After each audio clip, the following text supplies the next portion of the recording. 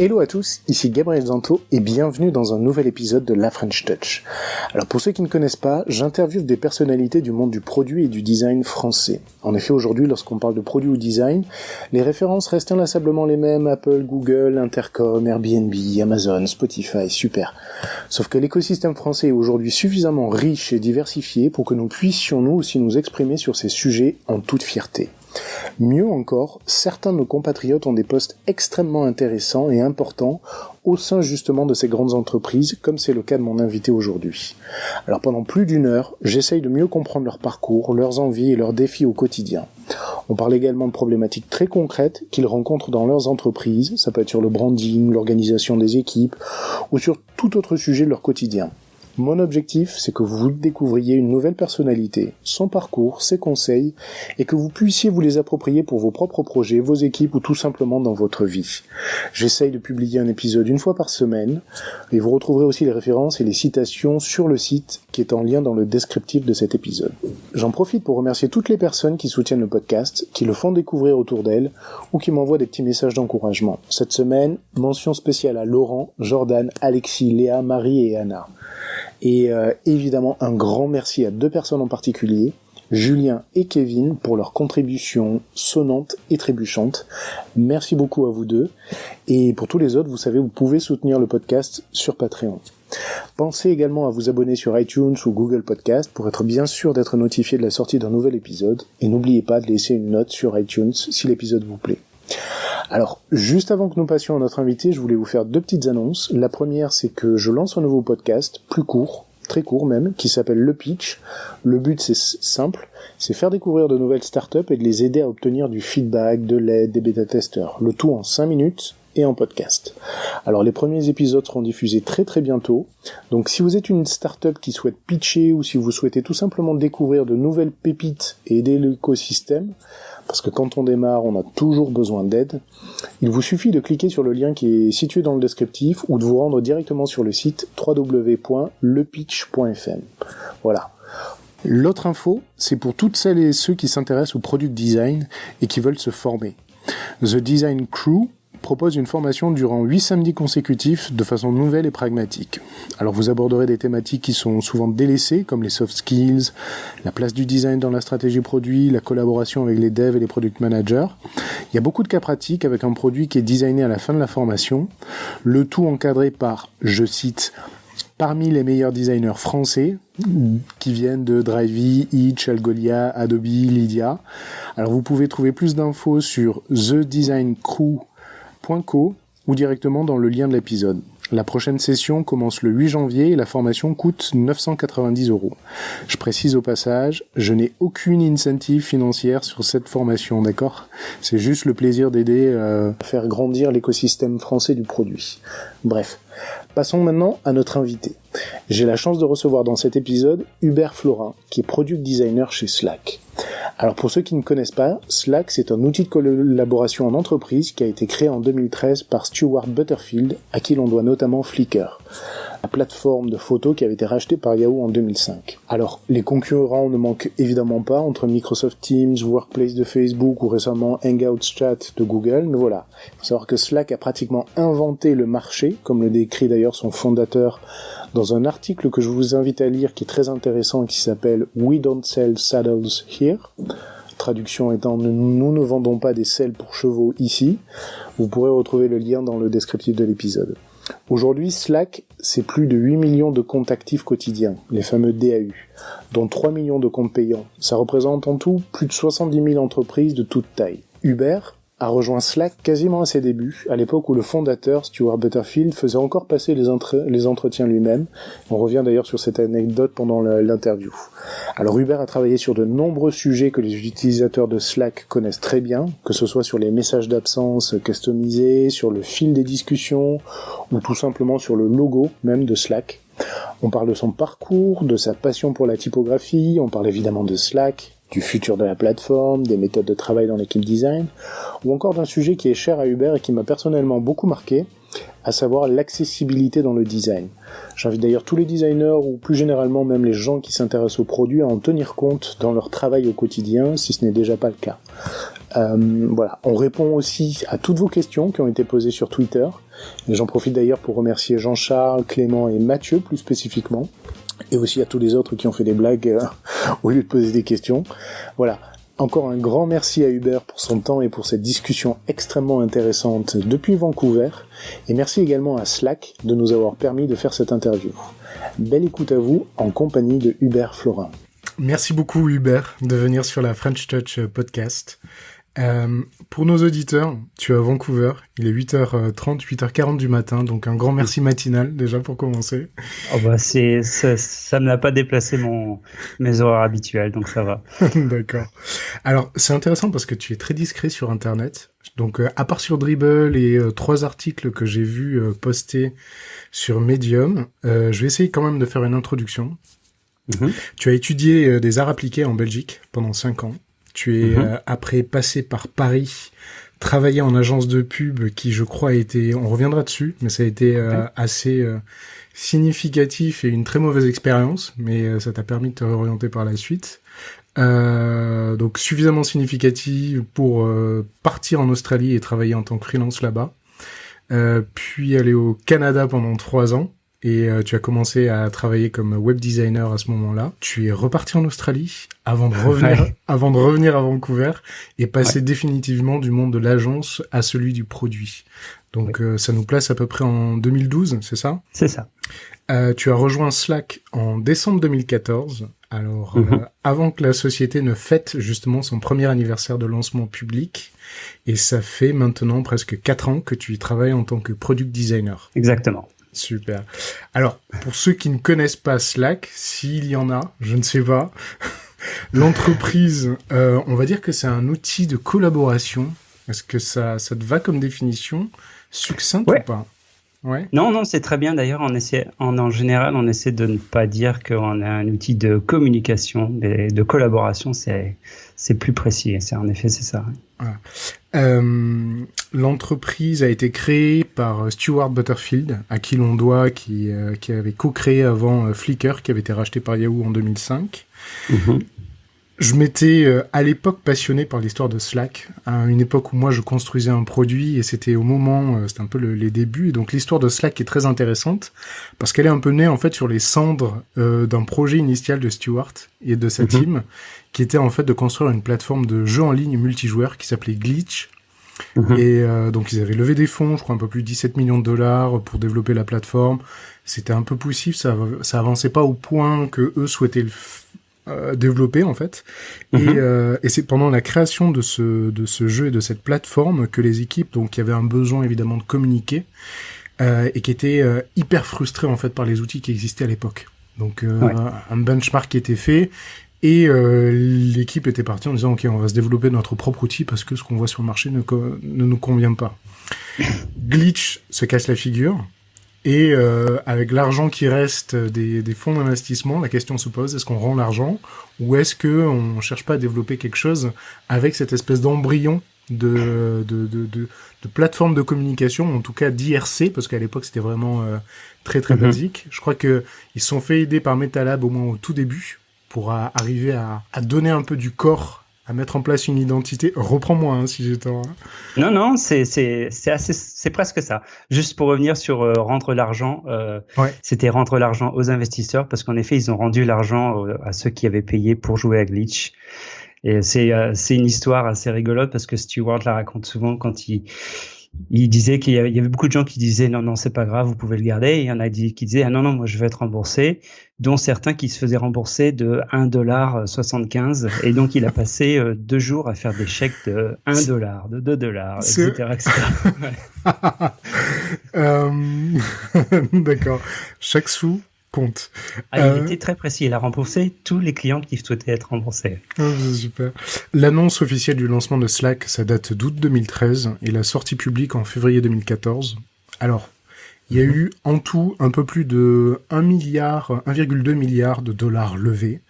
Donc auprès d'Axel, Andreessen Horowitz, Kleiner Perkins, SoftBank, bref, c'est tout un peu le gratin on va dire, des VC aux US. Moi, ce qui m'avait marqué à l'époque et qui continue d'être vrai, c'était surtout l'exceptionnelle croissance en termes de nombre d'utilisateurs. L'adoption était vraiment extrêmement importante. Il y avait des courbes, je pourrais partager des espèces de gifs animés là-dessus. Slack a fait de nombreuses acquisitions depuis sa création, et une qui reste notable et qui est très récente, c'est le rachat de HipChat, donc le concurrent, on va dire, quasi historique en fait de Slack. Voilà. Donc voilà pour brosser un peu le tableau général sur l'entreprise. On va revenir plus sur toi. Vancouver, c'est comment?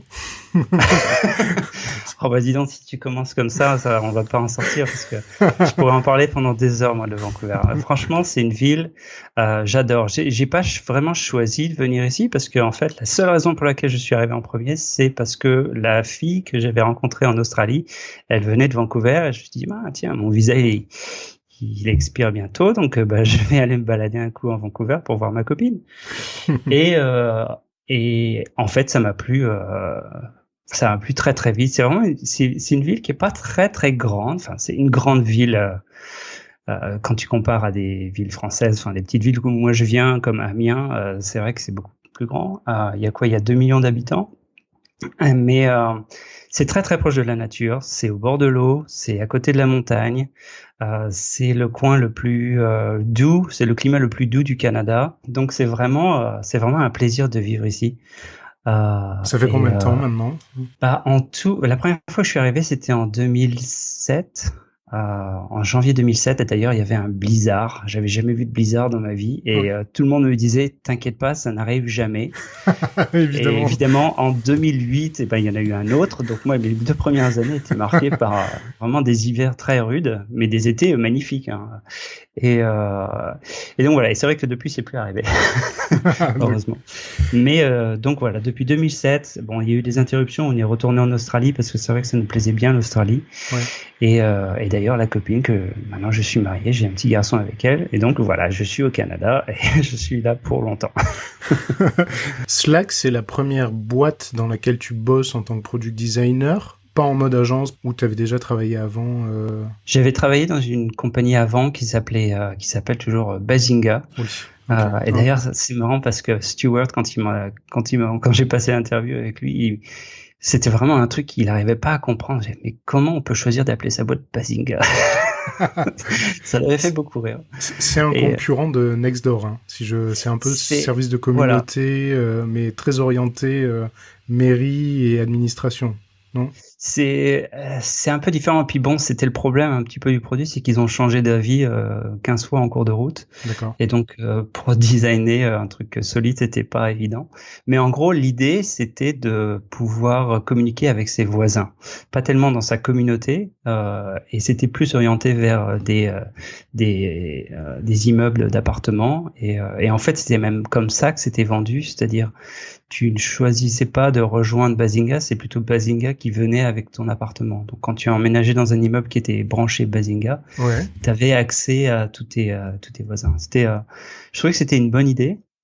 Mais bon, ils ont changé d'avis plusieurs fois, et donc c'est devenu au bout du compte un outil de gestion pour les building managers. Alors je sais même pas comment on dit ça en français. Ah ouais, c'est plus de la copro, gestion syndic de copro et tout ça, quoi. Exactement. Okay. Ouais. Et en fait, donc à l'époque où moi j'y étais, c'était très axé communication entre voisins. Donc il y avait un mur où les gens mettaient des messages, ils pouvaient répondre, ils pouvaient attacher des fichiers, etc.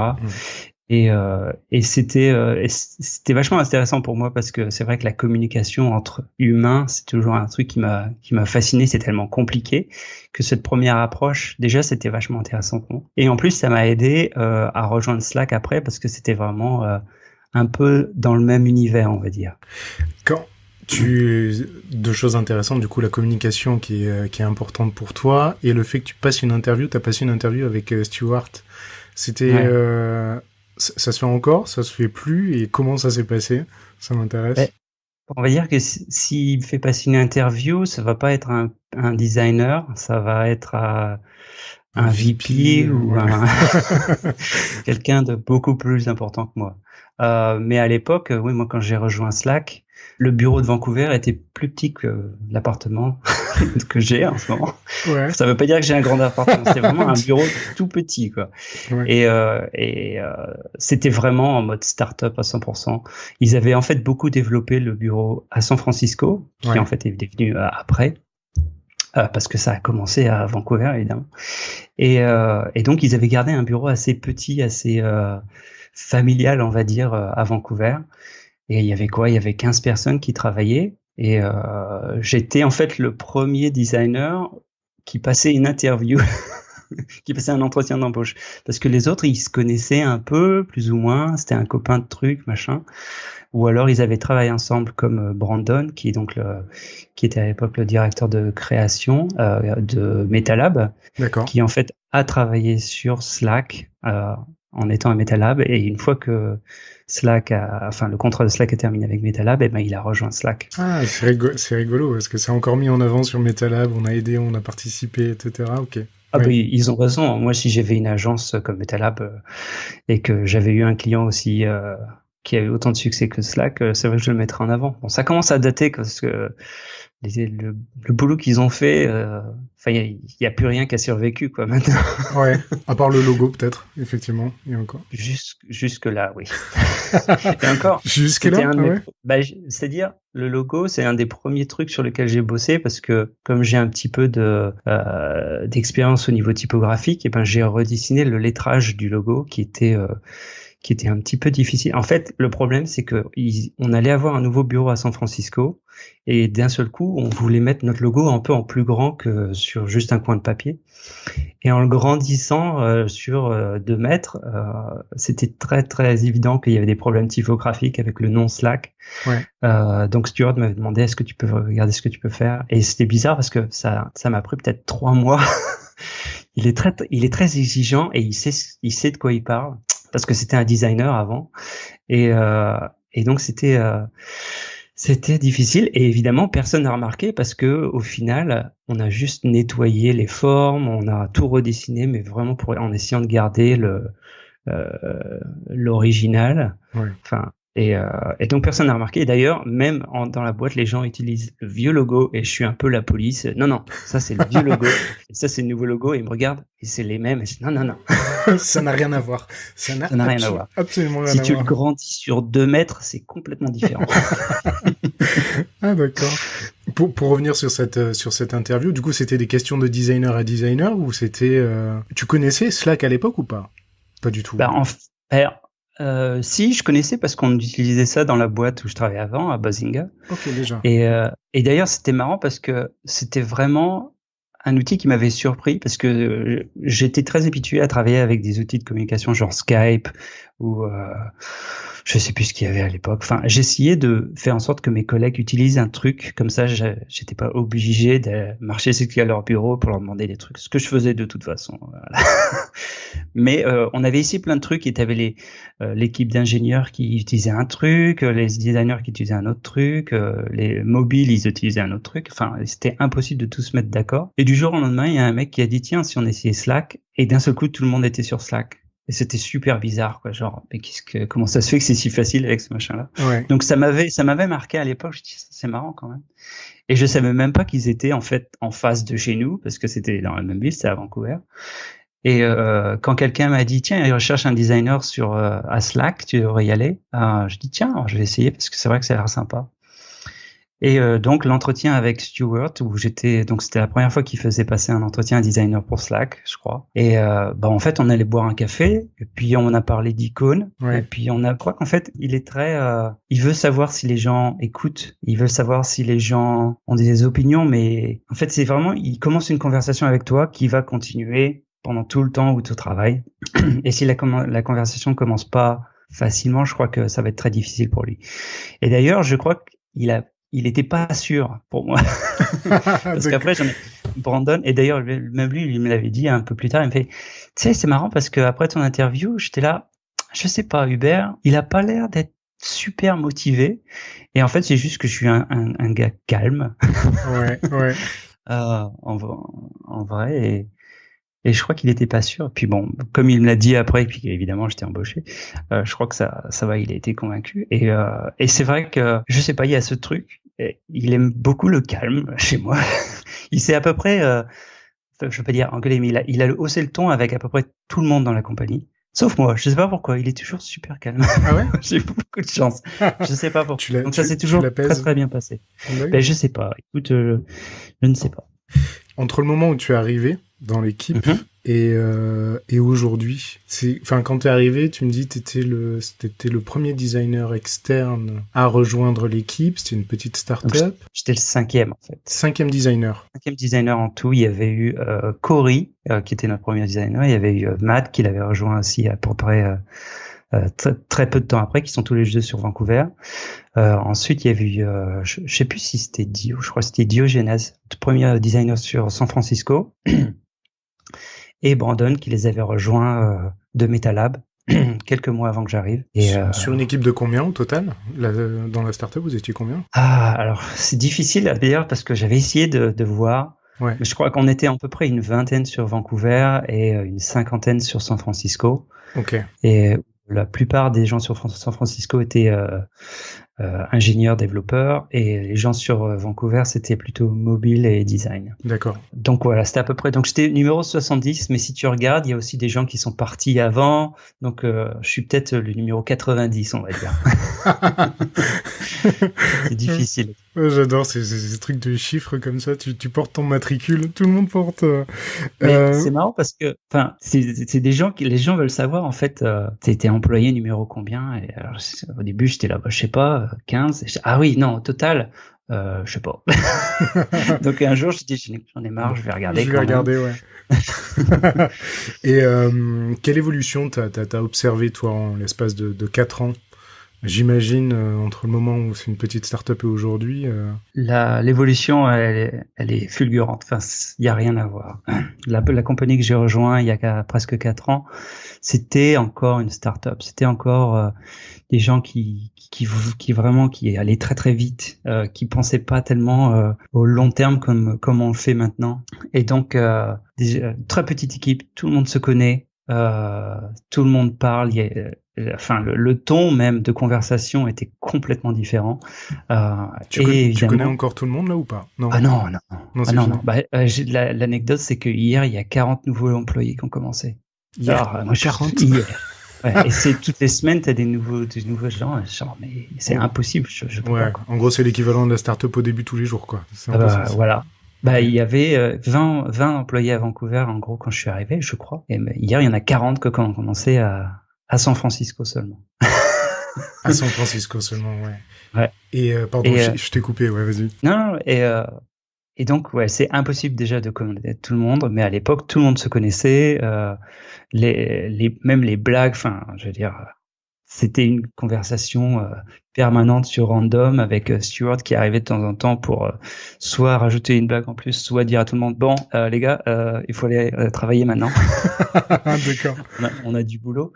Et c'était très, très, très convivial. Enfin, une start-up, quoi. Même si c'était, pour moi, déjà la plus grosse start-up pour laquelle j'avais jamais travaillé, parce que 60, c'est quand même déjà bien.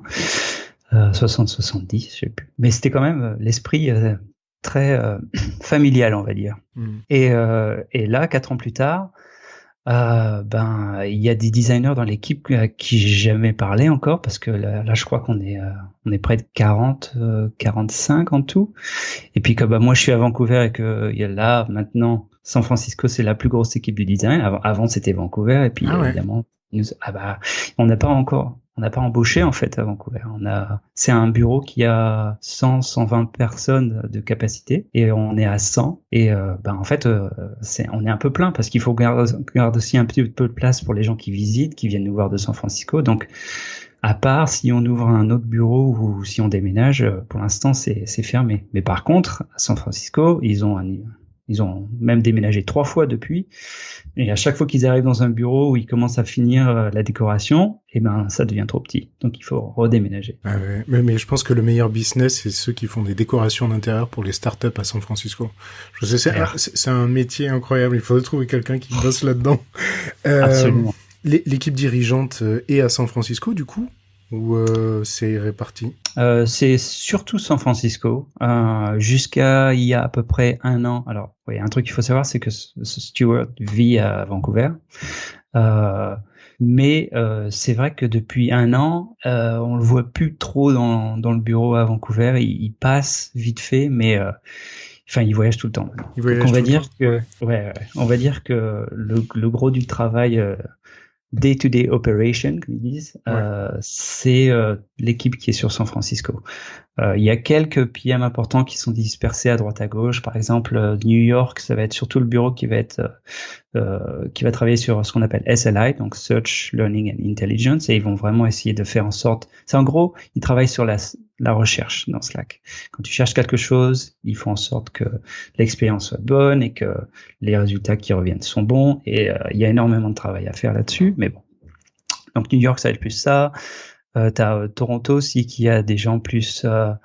Il y a une petite équipe de design, il y a un PM pour l'accessibilité. Enfin, c'est un petit peu dispersé, mais le gros du gros, c'est vraiment San Francisco. Ça, il y a pas de doute. Toi, t'es un contributeur individuel ou tu gères une équipe, et quelle est ta place dans l'équipe design? Alors moi, je suis contributeur individuel.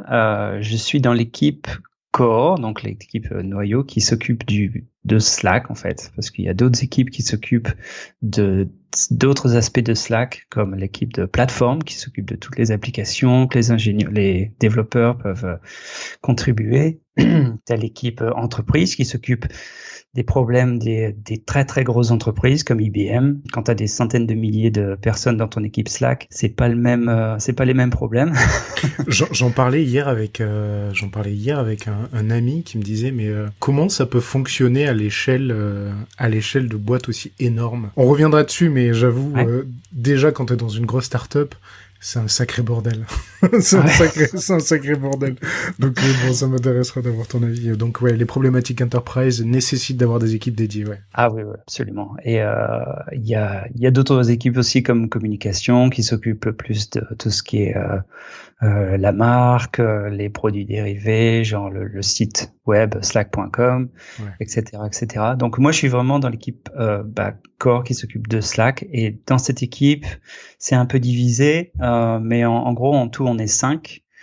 Et t'as messaging, t'as donc tout ce qui est messagerie, et encore, c'est divisé, mais on se marche tous sur les pieds, on va dire. Donc, oui, absolument.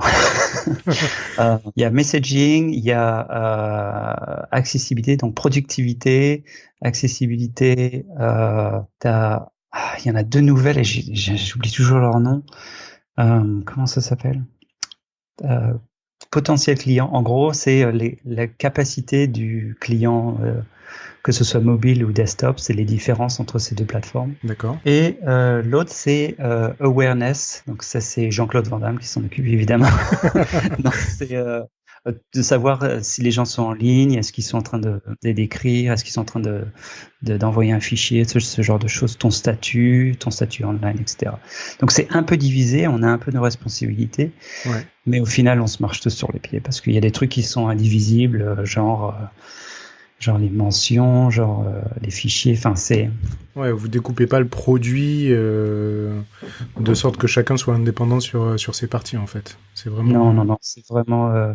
on sait tous exactement ce que l'autre est en train de faire à tout moment. Ouais. Comment vous organisez dans l'équipe? Vous faites vous avez des all-in, vous avez des critiques? Comment ça fonctionne quand tu travailles sur un projet? Alors, déjà, on est sur Slack, on utilise Slack peut-être de la façon la plus avancée que tu puisses imaginer. On connaît toutes les astuces, évidemment, donc on utilise ça énormément.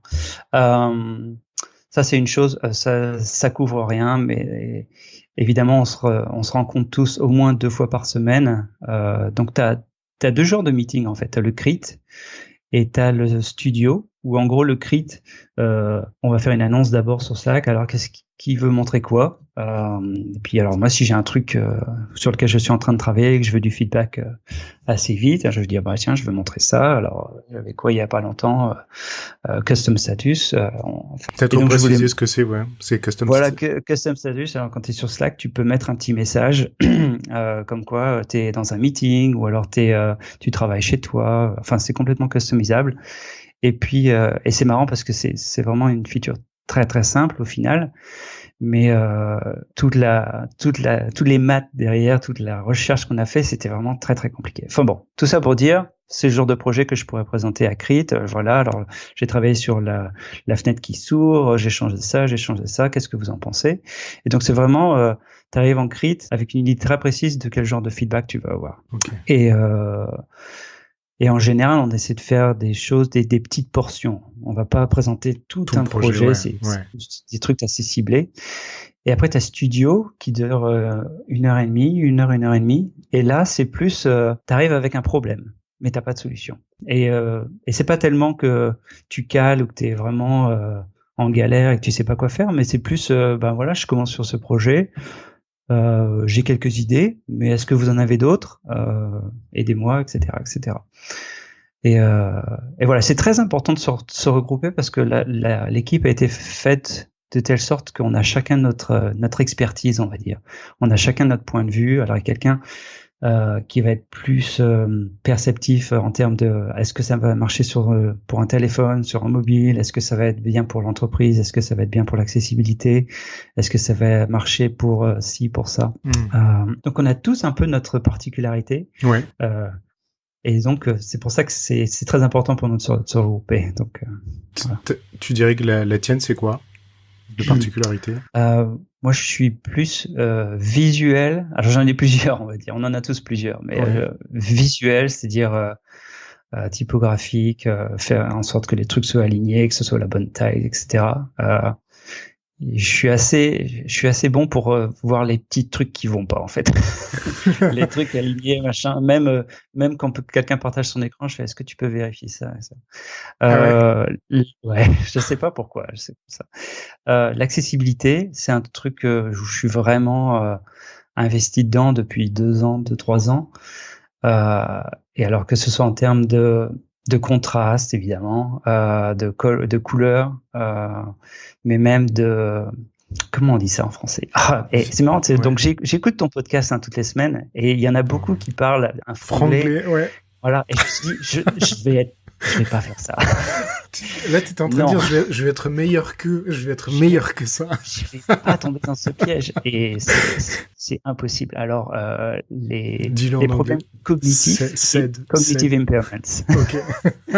Les gens qui vont avoir par exemple qui vont pas être capables de se souvenir d'une information pendant plus de 3 secondes par exemple. C'est ce genre de choses, moi j'y fais très très attention. Parce qu'il y a énormément de travail à faire là-dessus, que ce soit sur Slack ou même dans tous les produits confondus. Ouais.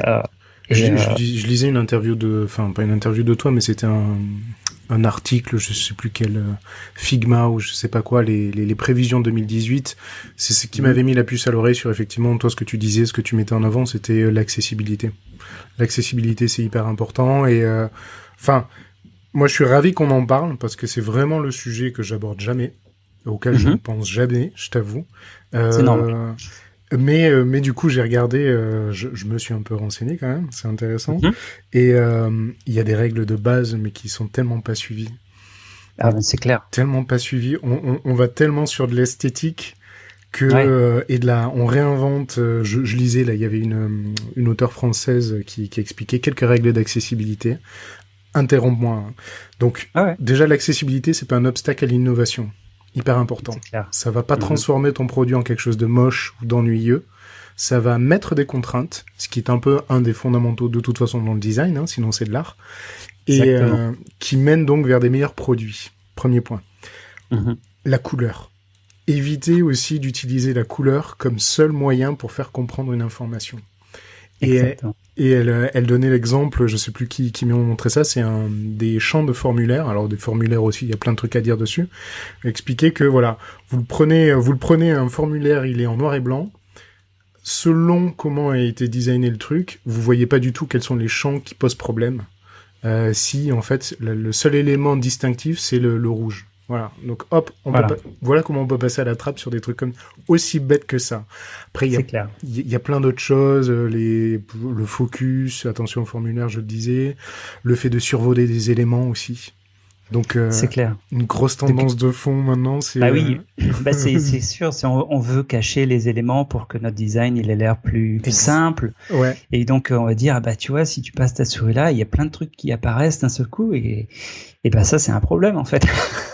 Alors pour ceux qui écoutent, c'est un truc que je me disais mince, si j'en parle, les gens ils vont dire ouais mais attends mais Slack c'est pas parfait, il y a plein de trucs qui sont comme ça. Je fais oui je sais, on y travaille. Ouais. Mais c'est vrai que, l'accessibilité, c'est au final, c'est un truc que tu peux jamais avoir parfaitement. C'est toujours des compromis à un moment ou à un autre. Pas tellement même au niveau design, même au niveau quel genre de problème on va résoudre, parce qu'il y en a qui vont, même au niveau couleur. Il y a des gens qui préfèrent avoir des choses très contrastées, mais il y a aussi des gens qui préfèrent avoir des choses très très peu contrastées. Ouais. Des problèmes soit de dyslexie, soit j'ai plus le mot là, mais c'est pas grave. Daltonien aussi. Et il y a des gens. Et alors après, il y a aussi le fait de comprendre que l'accessibilité, c'est pas que pour les gens qui ont des déficiences ou des gens qui voient pas bien ou des gens qui ont des problèmes de mémoire. C'est aussi pour toi et moi, par exemple, le fait de rendre ton produit accessible via un clavier, un clavier. Ouais. Ça veut dire que si ta souris elle a plus de piles, tu peux quand même utiliser ton produit. Ah ouais. Ça veut pas dire que voilà, si le mec il peut pas utiliser une souris, voilà, tant pis pour lui. Mais bon, il y en a très peu dans ce cas-là. Mais non, c'est aussi, voilà, si ta souris elle marche pas, tu peux continuer à utiliser le produit. Que ce soit au niveau contraste, ça veut dire que les gens qui voient pas bien, ok, ils peuvent commencer, ils lisent mieux ce que tu lis. Mais toi, quand tu es en terrasse de café et qu'il fait beau, tu peux aussi lire ce qui est écrit parce que le contraste est plus important, etc., etc. Donc, quand tu commences à comprendre, quand tu commences à comprendre que tu rends l'expérience utilisateur meilleure pour tout le monde, et que même il y a des fois où, si tu regardes un petit peu comment Slack était il y a 3 ans, où on avait tous nos petites nuances de gris, que c'était super beau, etc. Bon, c'était pas beau, mais on avait des nuances de gris, donc on essayait. Et au fur et à mesure, on a accentué le contraste. On mettait, alors maintenant, le temps à côté du message, il va pas être à 10% de gris, il va être à 50% de gris, etc. Et au début, c'était à chaque fois, mais c'est moche, quoi. C'est vraiment moche. Il y a pas moyen qu'on puisse utiliser ça. Puis au bout de 3 jours, tout le monde s'y est habitué. Et si on leur dit, maintenant, on va retourner à comment c'était avant, ils disent, mais on voit rien. On voit rien. Attends, c'est hyper, ça c'est une règle hyper importante, évoquée aussi. Comment t'arrives, conseil très très pratique, comment t'arrives à définir justement ce contraste-là? Je sais qu'il y a des outils genre Color Safe ou autres qui te permettent, mais concrètement tu fais comment? C'est quoi? C'est ça. En fait, j'utilise un outil. Lequel? Alors, c'est à plusieurs étapes. Moi, j'utilise un outil qui s'appelle Color Contrast Analyzer.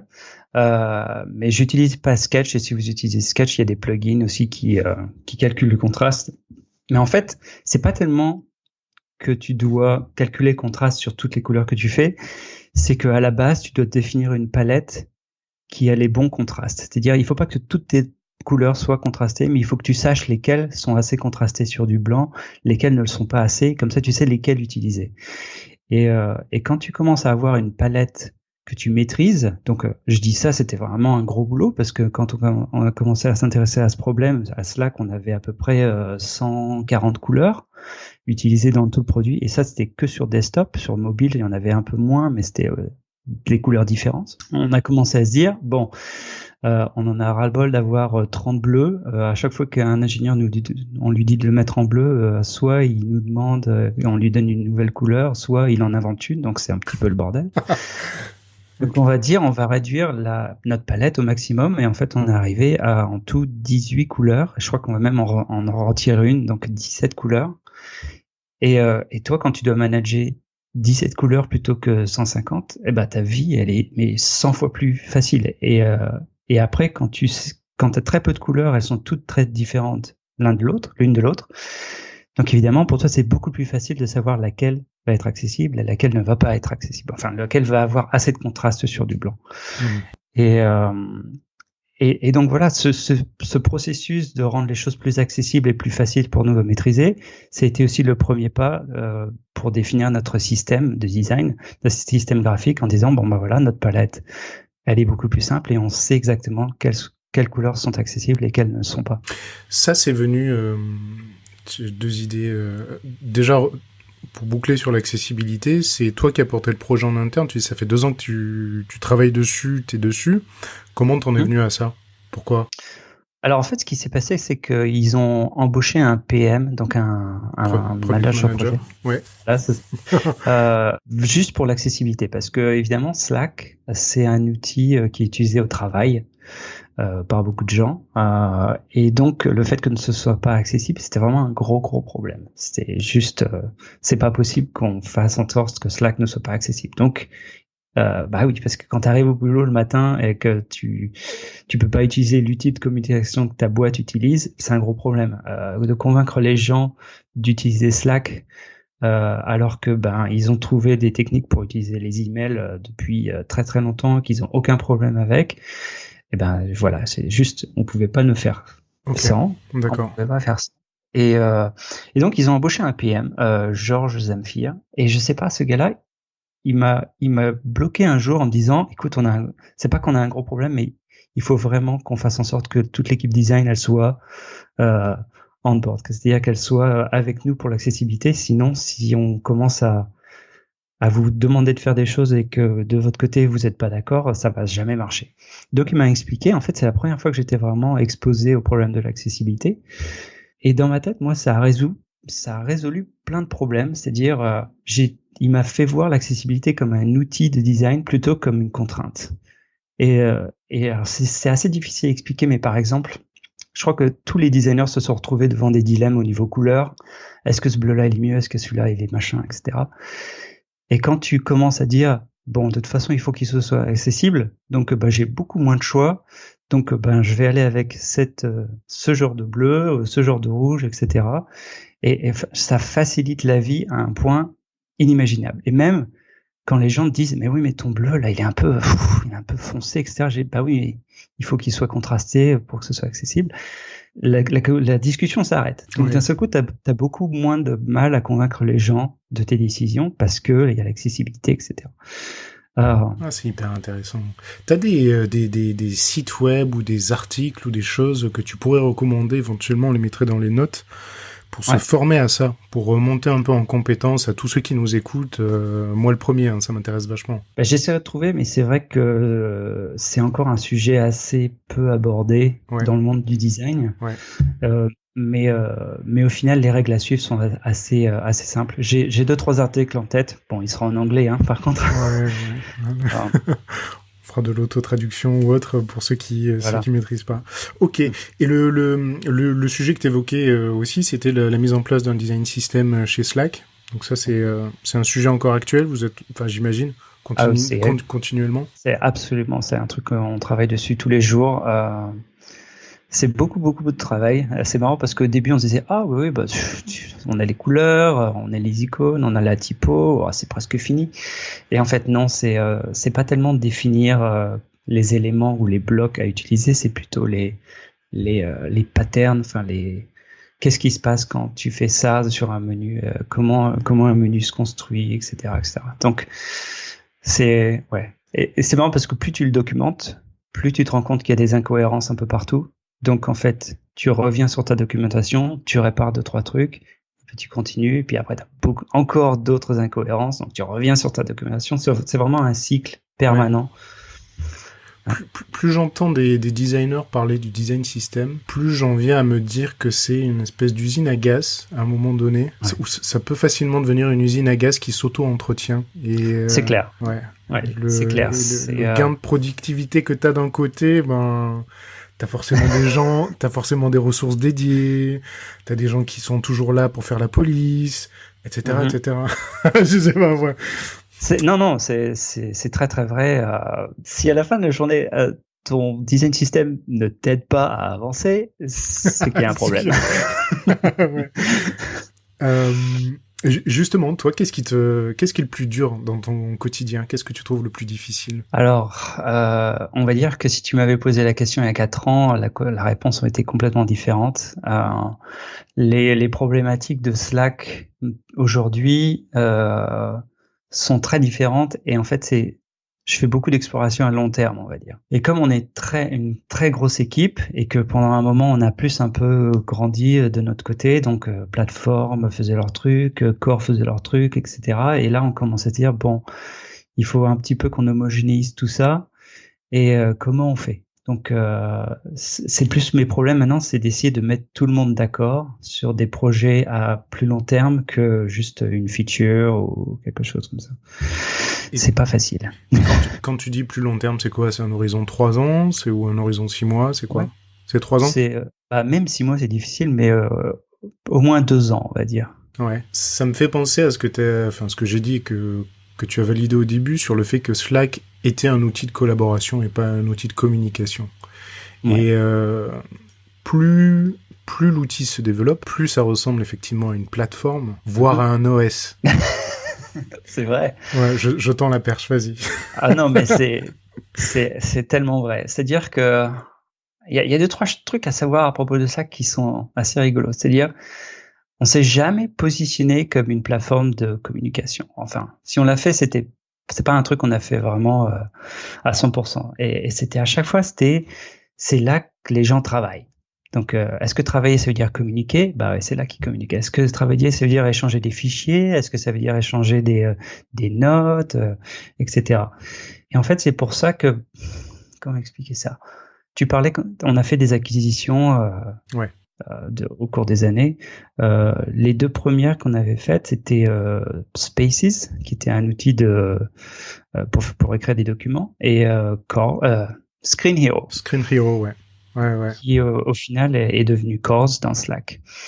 Et alors, le truc à savoir, c'est que Slack n'essaie pas d'être le meilleur éditeur texte. On n'essaie pas de faire un truc mieux que Word. On n'essaie pas d'avoir un truc pour s'appeler mieux que je sais pas, que Zoom par exemple pour les entreprises. Ouais.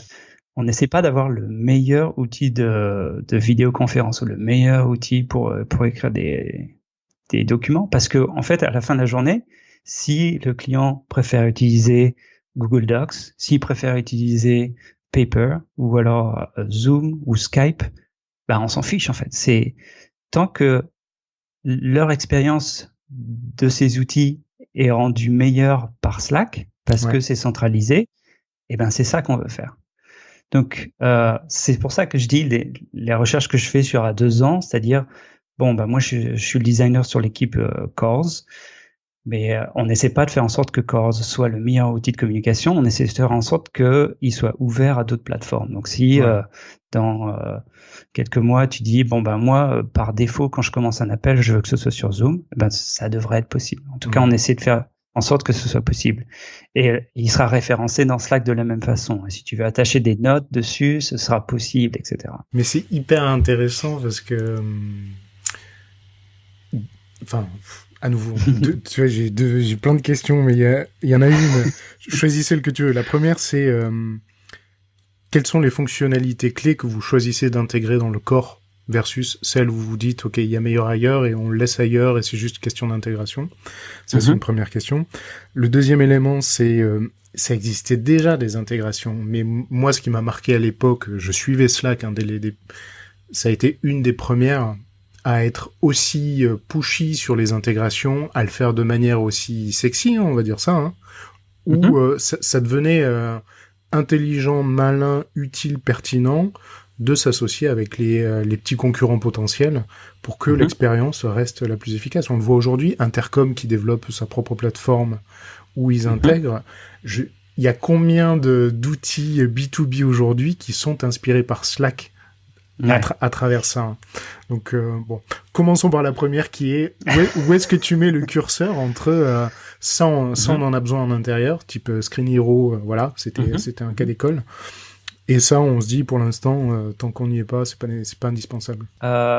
C'est quelque chose dont on discute énormément, parce que tout le monde n'a pas le même avis là-dessus. Mais si à un moment on commence à faire un truc qui fait que le produit commencera à être mieux que notre, c'est même pas un concurrent, mais qu'une autre plateforme externe qui elle s'intègre à Slack, c'est là qu'on commence à se poser des questions.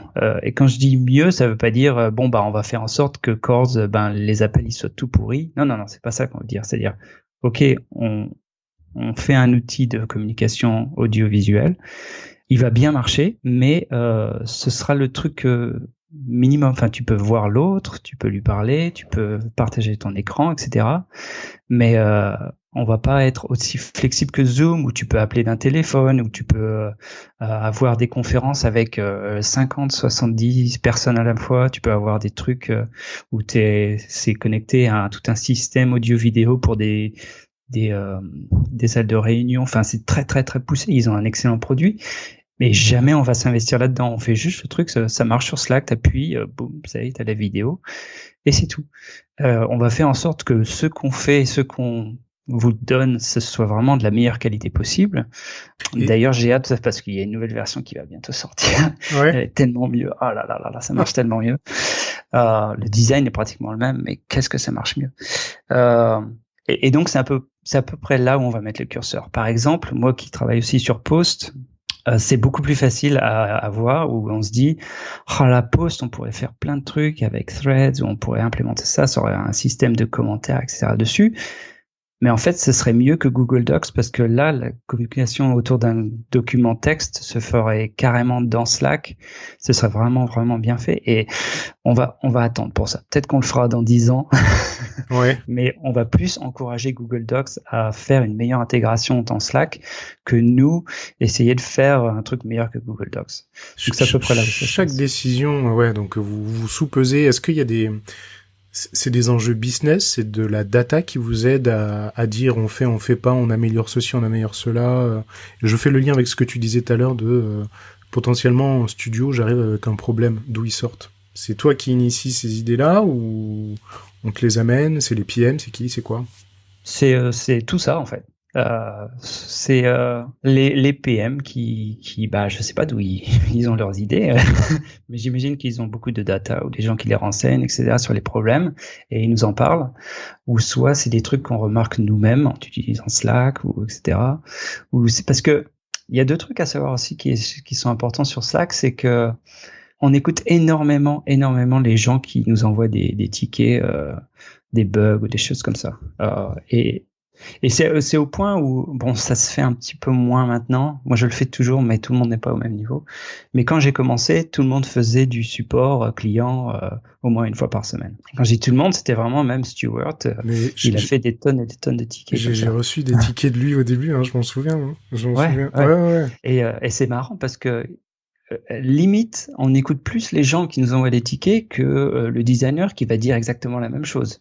Quand un designer va dire « Attends, cette expérience-là, elle est pas terrible, là, quand tu envoies un message, ça fait un truc bizarre. » Et tu dis « Ouais, je sais pas. » Puis un mec va envoyer le même ticket, il va dire « Attends, regarde, là, il y a un mec qui a un problème dans le Minnesota, il faut absolument qu'on le règle. » Et donc, on fait tous du support. Donc, en fait, on essaie de maintenir cette connexion avec la vie de tous les jours, la vraie vie du travail, des gens qui galèrent, etc. Et il y a aussi l'autre truc, c'est que tous les trucs qu'on construit, tous les trucs qu'on ajoute dans Slack, on va les tester sur nous-mêmes pendant quelques semaines. Et vraiment, ça va aussi de pair au fait que on essaie de ne pas avoir trop de deadline, pas de roadmap affiché, ouais. Des roadmaps, mais c'est très loose et on essaie de jamais se sentir coupable de repousser la roadmap. Par exemple, Custom Status, que la première version avait été faite à peu près il y a 1 an, je crois, ou c'était peut-être il y a 2 ans, je sais plus. Au début, on s'était dit, on va le commencer en avance, comme ça, on pourra lancer ça pour Noël, comme ça, les gens pourront dire, je suis en vacances, et donc, me dérangez pas. C'était une belle idée, on se disait, on a le temps, etc. Pile au bon moment, oui. Pile au bon moment, et c'est la première fois qu'on faisait ça, on faisait un projet en se disant, on a une date butoir, et ça va se lancer.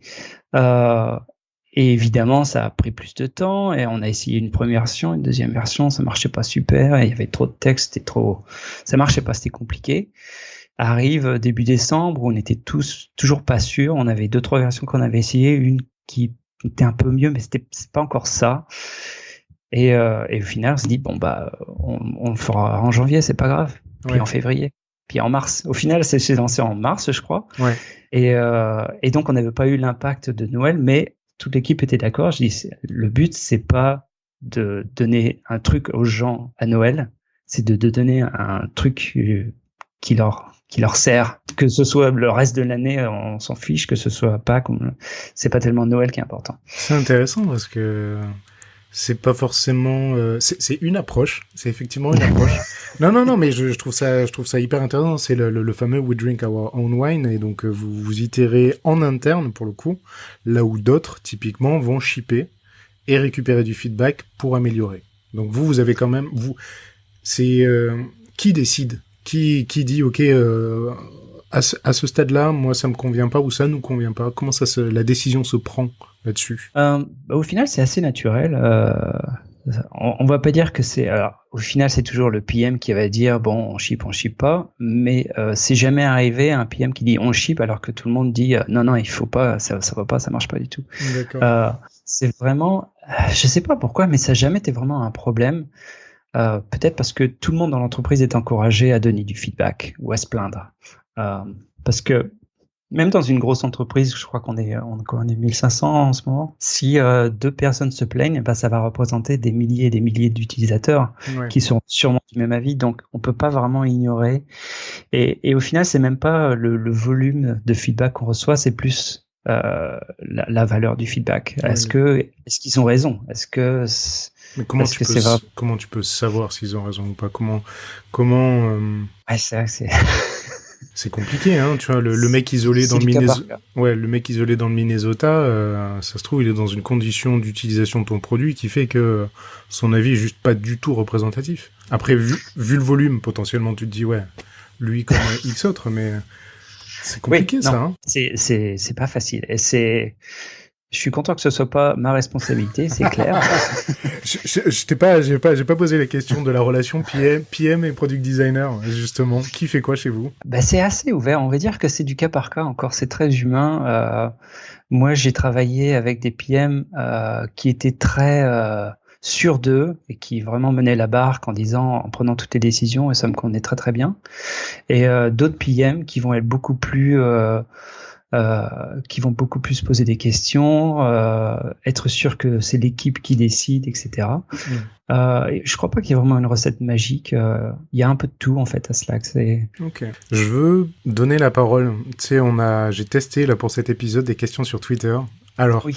Je veux remercier Jean-Charles, Clément et Mathieu pour leurs questions sérieuses et tous les autres pour leurs blagues. Je pense qu'il y a eu plus de blagues que de questions.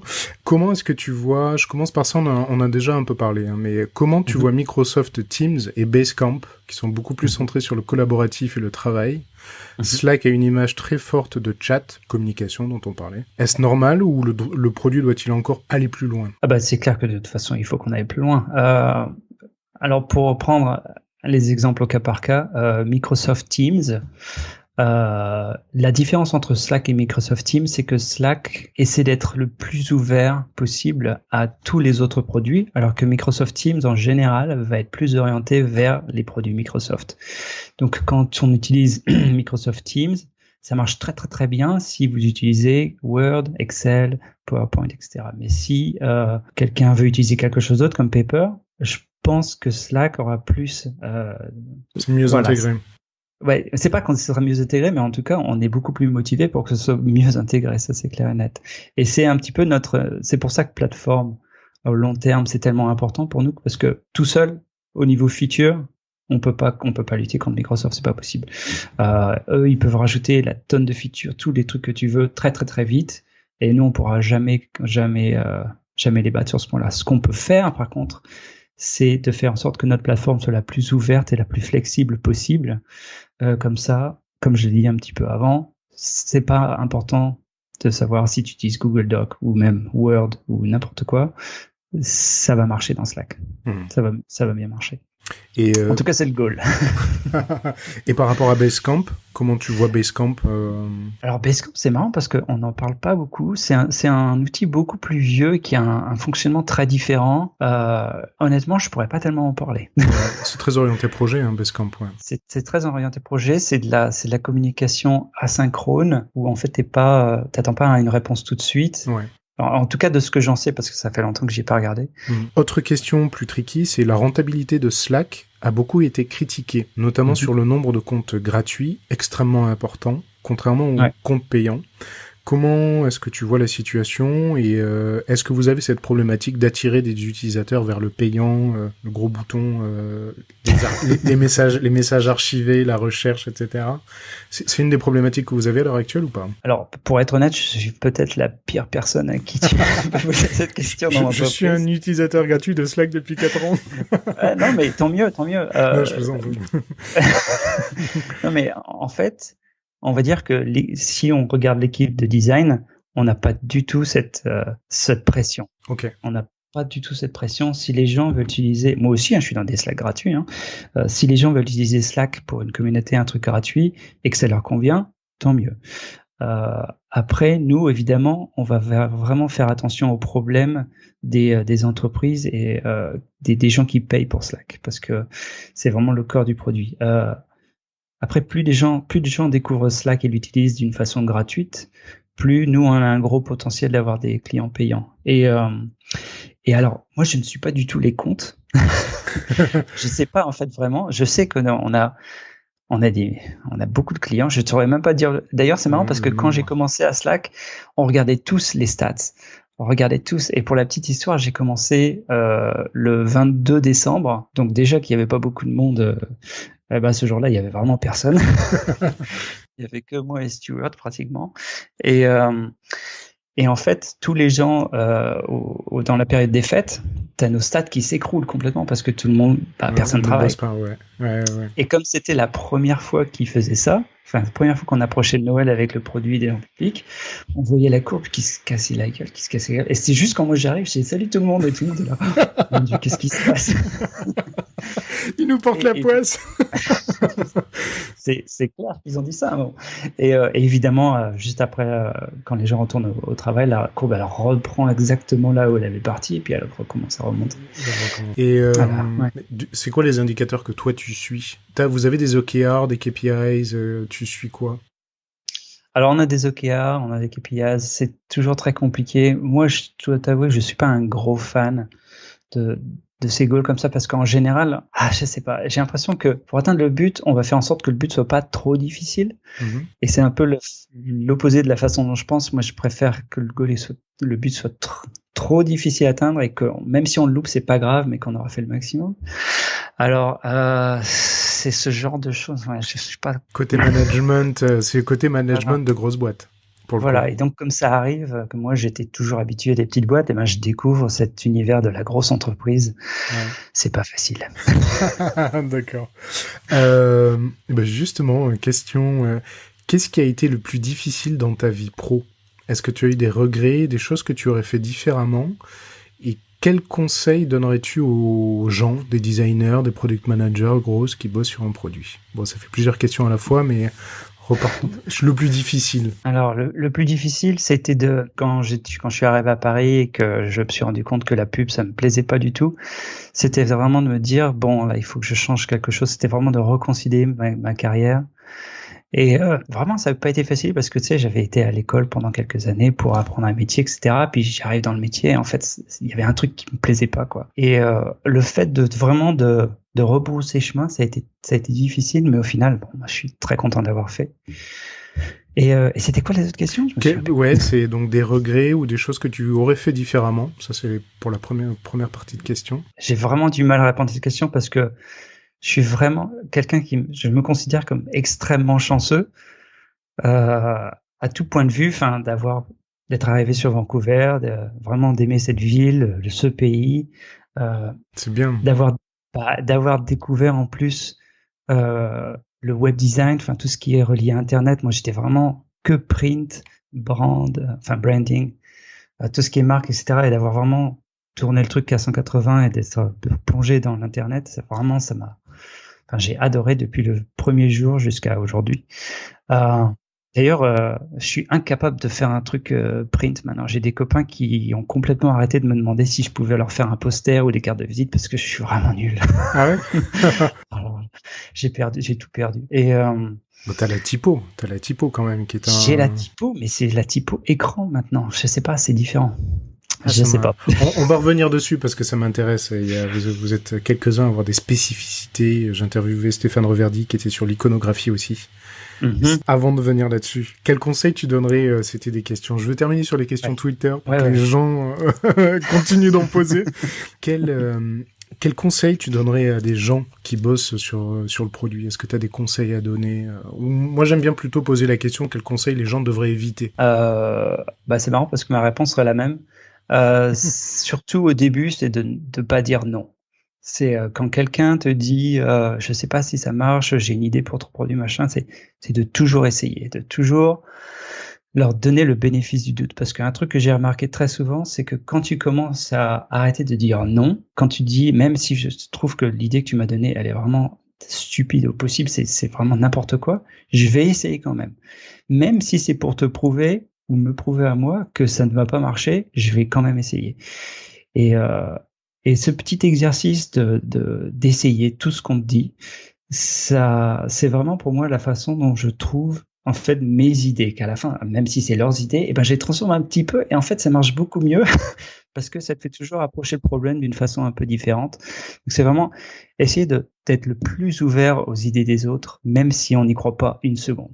Ah, c'est bien. Et au fur et à mesure, en fait, à force de le faire, tu deviens beaucoup plus rapide et tu es capable de dire c'est pas une mauvaise idée, mais ça va pas marcher à cause de ci, à cause de ça, à cause de ça. Si tu veux, je peux te montrer, mais je pense pas que ça va marcher. Intéressant, bon conseil.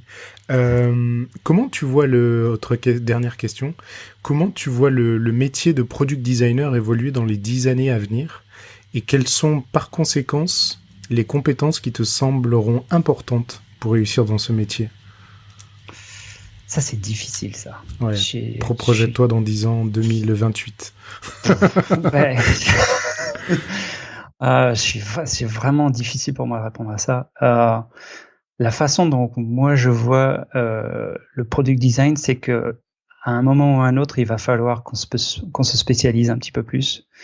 C'est-à-dire que le milieu devient tellement compliqué, tellement précis, que c'est pas possible d'être. Enfin, tu peux être généraliste, mais il va falloir que tu te spécialises au moins dans un truc. Parce que, c'est tellement compliqué que ce soit en termes d'accessibilité, d'internationalisation, même visuel. Enfin, c'est tout ce qui est plateforme, tout ce qui est là, genre mobile, etc.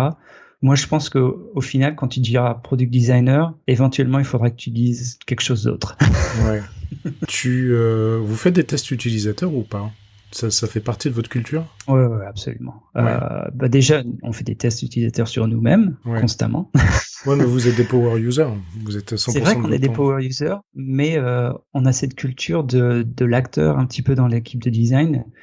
Et c'est vraiment un exercice difficile à faire de se mettre dans la peau d'un utilisateur qui a des besoins complètement différents des tiens. Donc, on a ça. Mais bon, c'était pas vraiment ta question. Les tests utilisateurs, on en fait beaucoup. En fait, on a une équipe de recherche. Et depuis qu'ils sont arrivés, ils rendent la tâche... c'est incroyable comment c'est beaucoup plus facile. En gros, on va leur dire j'ai un petit doute à propos de ça, ou alors on a un nouveau truc, j'aimerais voir si ça marche. Et ils vont nous guider. Alors, il faut que tu nous donnes un prototype. Ils vont nous donner des conseils quand on fait notre prototype. Si on a besoin d'un prototype, parfois c'est juste des questions-réponses. Parfois c'est juste une vidéo ou des choses comme ça. Et puis ils vont présenter donc ces prototypes-là à des utilisateurs. On peut être dans les sessions. On a beaucoup de discussions avec eux. Donc ça, on en fait assez souvent. Ouais. C'est à la requête du designer. Donc c'est eux qui en général demandent. Mais ça peut aussi venir d'eux en disant j'ai vu qu'on a reçu beaucoup de tickets qui disent que les gens ont des problèmes avec ça, avec ça. Ouais. Est-ce que ça t'intéresse de tester des alternatives, des solutions alternatives, puis on voit s'il y en a une qui marche et comme ça on en fera un feature project, un projet pour l'implémenter. Ça peut aussi partir comme ça. Et puis en plus de ça, on fait énormément d'interviews. On demande aux gens en fait de s'enregistrer ou de donner des raisons pour qu'ils ont une certaine un comportement. C'est-à-dire, on veut leur dire, est-ce que pendant le mois qui vient, vous pouvez enregistrer une petite vidéo qui explique ce que vous venez de faire et pourquoi vous l'avez fait. Alors évidemment, ça va être des contraintes. Par exemple, il y en a une il n'y a pas longtemps qu'on a fait par rapport aux emails. Donc c'est vraiment de la recherche comprendre comment les gens utilisent email, comment ils marient email et Slack, comment ils se débrouillent et quelles sont les décisions qu'ils prennent quand ils utilisent un email ou quand ils utilisent Slack. Donc on leur avait demandé, vous enregistrez, vous faites une petite vidéo et vous lui dites, bon, bah voilà, je viens d'envoyer un email parce que, en fait, j'en ai reçu un, donc je lui réponds et je peux pas faire ça avec Slack, etc., etc. Et bon, c'est beaucoup d'heures de vidéos et de choses comme ça à regarder, mais c'est toujours extrêmement intéressant. C'est intéressant, ouais. Après, c'est vrai qu'il y a cette expérience personnelle que j'ai, je te disais, en grande entreprise ou en grande start-up, pardon, c'est le bruit. Beaucoup de bruit. Beaucoup de conversations. Alors, toi, tu as travaillé en particulier sur les threads, et j'invite les gens justement à lire tes articles Medium sur comment vous avez décortiqué ça, comment tu as décortiqué les expérimentations pour arriver à quelque chose qui vous paraissait la meilleure possible pour pas altérer le flux général tout en ayant la pertinence et l'accessibilité, enfin l'accessibilité au sens la rapidité d'accès, on va dire. D'ailleurs, j'ai simplifié parce que c'était compliqué. Ouais. C'est un sujet qui revient. Au départ, la mission de Slack était on tue l'email, hein, c'est vraiment le truc le plus non, c'était pas ça. Enfin, bon. Non, c'est marrant parce que les gens nous ont collé cette étiquette très très rapidement. Ouais. Mais en fait non, au contraire. Email, c'est encore un autre truc. Si tu es plus content d'utiliser tes emails et Slack, eh ben tant mieux. Donc au long terme, email ou Slack, il devrait pas y avoir de différence. Ok, c'est C'est pour ça qu'on a acheté, comment ça s'appelle, Astro? Non, Astro, pas Astro. ouais. Si, c'est Astro. Ouais. Bah, c'est un client mail et voilà, on est très très intéressé par l'email, mais pas pour le tuer, justement, au contraire, pour qu'il soit encore mieux avec Slack. Mais tu parlais du bruit. Du bruit. C'est vrai que c'est un de nos gros problèmes, c'est de faire en sorte de réduire le bruit. Et d'ailleurs, Threads, donc les réponses, c'était un des trucs qui était destiné à réduire le bruit dans une discussion dans une chaîne où si tout le monde poste des messages dans la chaîne, ça devient difficile à lire. Ouais. Et si en fait les gens peuvent choisir de répondre à un truc spécifique sur le côté que ce soit pas mis sur la chaîne, ça va réduire le bruit, etc. Bon, il y en a qui ont plus de mal avec que sans, mais bon. Ouais.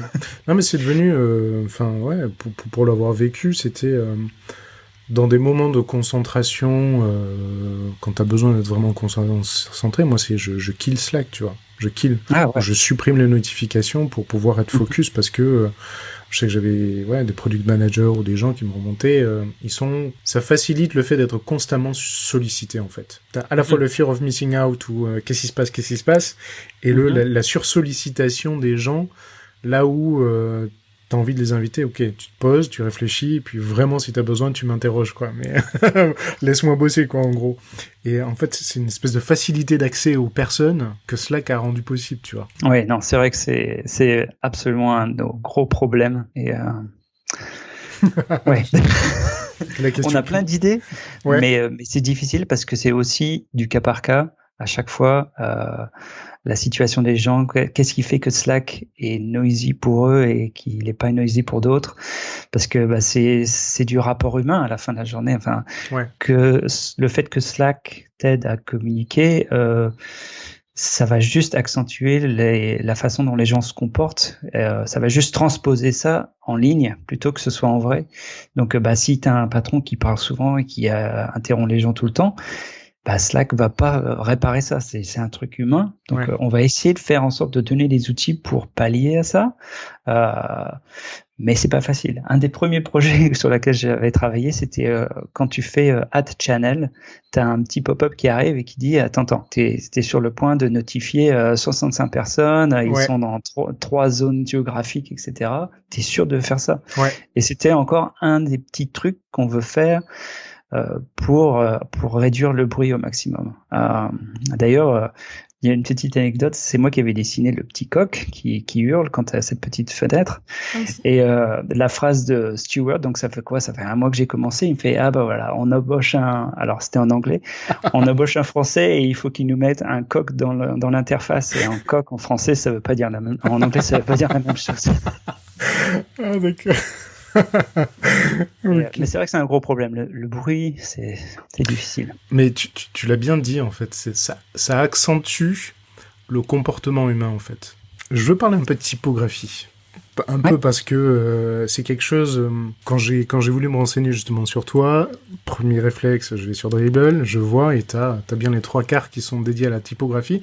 Et moi, ce que je trouve absolument génial, c'est que t'as un projet ongoing d'amélioration typographique. Je trouve ça, non mais c'est génial.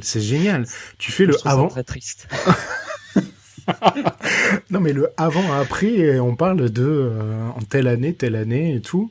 Alors déjà, hein, d'où vient cet intérêt pour la typographie? Qu'est-ce que ça représente pour toi? Écoute, c'est difficile à dire. Je sais pas pourquoi. C'est toujours un truc qui m'a fasciné. Que toutes les typos qu'on utilise, il y a un mec qui se soit acharné à dessiner chaque lettre, chaque numéro, et que en fait ça passe tout seul. Enfin, j'ai même rencontré des gens qui, quand je leur parlais de ce que je fais, que j'aime bien aussi dessiner des typos. Il me fait, comment ça dessiner des typos? Enfin, des typos, ça vient avec les ordinateurs. Enfin, il y a personne qui a fait ça. Non. Si, moi. Ils avaient du mal à croire que, attends, t'es obligé de faire chaque lettre? Bah oui. Enfin, je sais pas. C'est toujours un truc qui m'a fasciné. Et je sais pas, il y a vers 2009-2010, il y avait cette explosion des web fonts qui arrivaient sur Internet. Et ça faisait déjà quelques années que j'étais sur Internet et que on était limité à 12 web safe fonts. C'était vraiment l'horreur. Et en fait, je sais pas, cette explosion, ça m'a vraiment exposé à toutes ces typos qui sont arrivés d'un seul coup. Et puis, ça m'a rendu vachement curieux.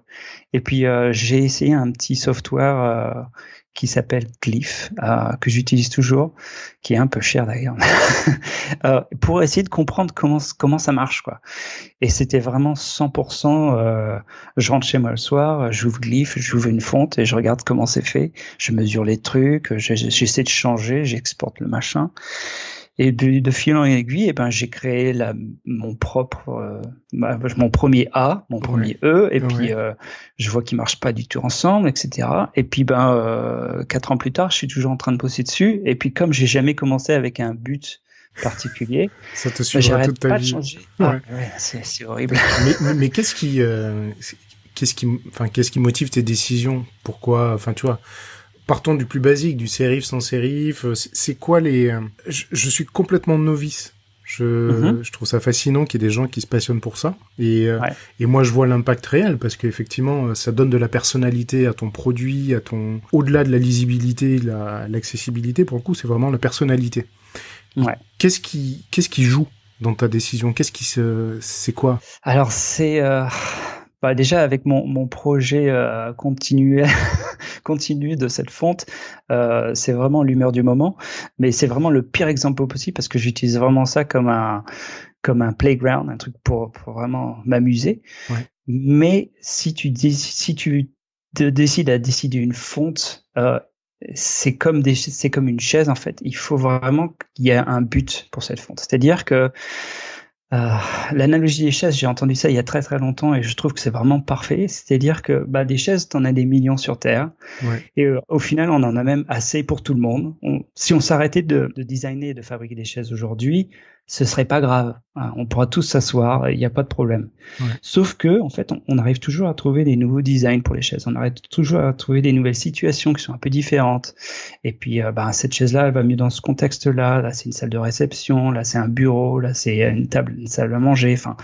Ouais, mais tu vois. Et ça marche exactement de la même façon. Mais on n'a pas les instructions pour ça. Si je suis ta métaphore sur le web, je lance un site web, etc. J'ai pas les instructions qui me disent surtout ne va pas prendre le Helvetica ou j'en sais, tu vois. Ouais.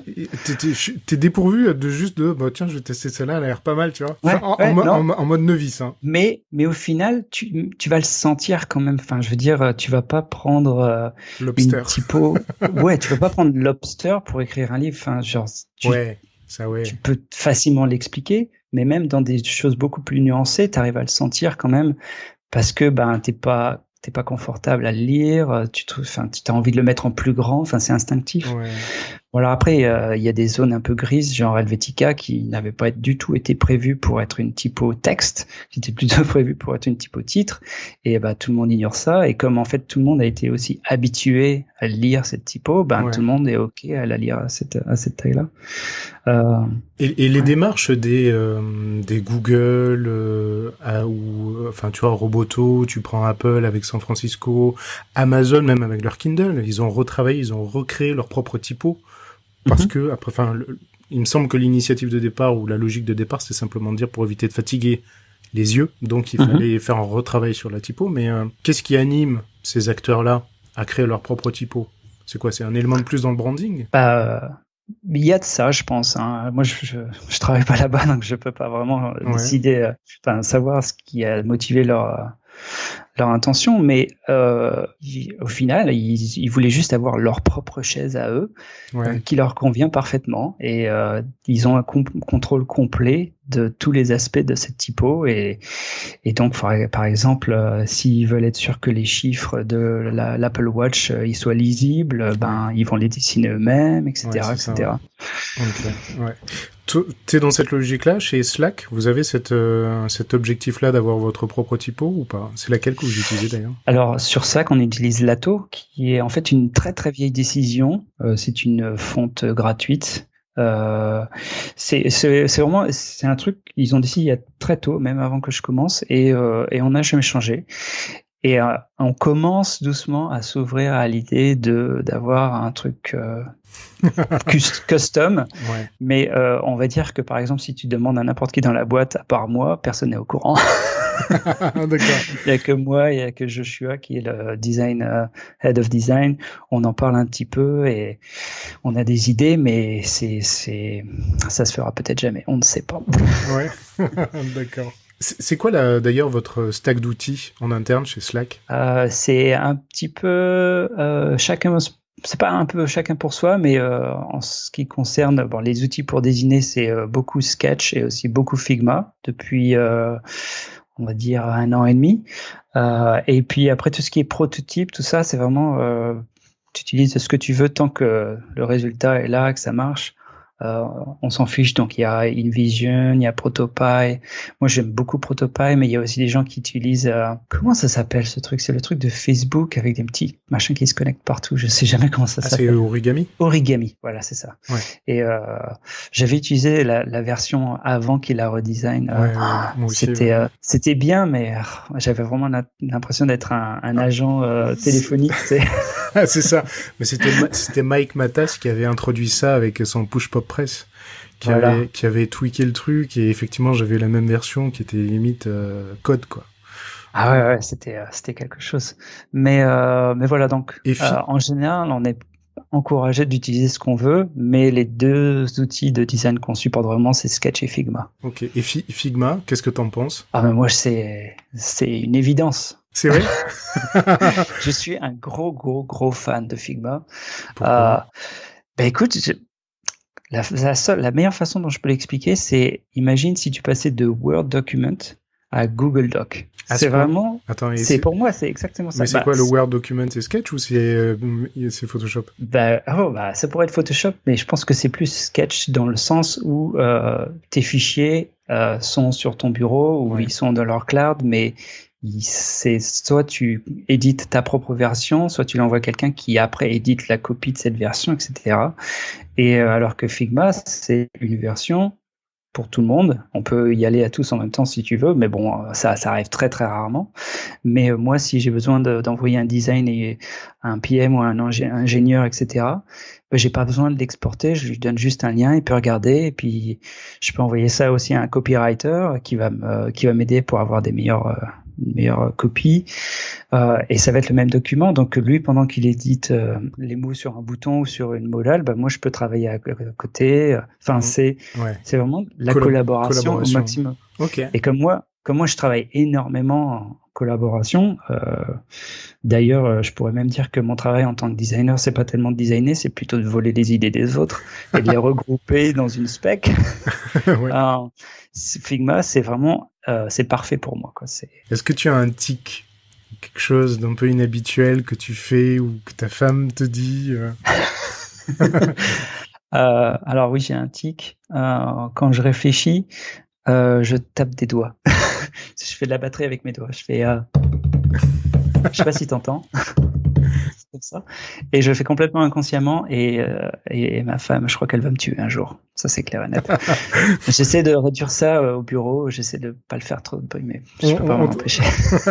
D'accord. On te fait remarquer au bureau ou pas? Non, on se dit, là, ça, Hubert y réfléchit. Ouais, c'est un peu une figure parce que je suis le seul Français à Vancouver. J'ai mon petit drapeau français. C'est vrai? Ouais. Et il y avait un autre Français qui travaillait dans l'équipe mobile, mais il est parti. Et bon, par contre, il y a d'autres Français à Slack, mais c'est vrai qu'à Vancouver, je suis le seul Français. Donc, en étant Français dans un pays comme le Canada, on traîne un petit peu tous les clichés. Je peux pas faire un truc sans que les gens disent ah mais vraiment qu'est-ce qu'il est français ce gars-là. Voilà, c'est tout pour la French Touch. Alors avant de vous quitter, quelques petites choses. D'abord encore merci à Hubert pour son temps et pour son retour d'expérience. Vous pouvez le retrouver sur Twitter sous le pseudo MySweetHubert. Comme d'habitude, vous pouvez retrouver toutes les références, les outils, les personnes qui sont citées dans l'épisode par Hubert.